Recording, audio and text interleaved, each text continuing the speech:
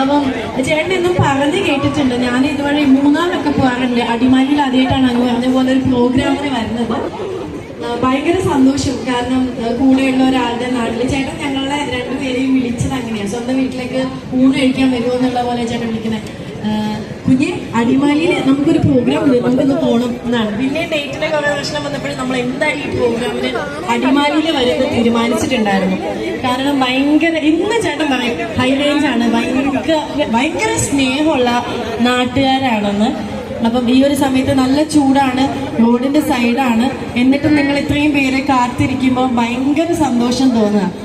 അപ്പം ആ അടിമാലിക്കാരുടെ സ്നേഹവും ആ ഒരു നിഷ്കളങ്കതയൊക്കെ എന്നും ഉണ്ടാവട്ടെ.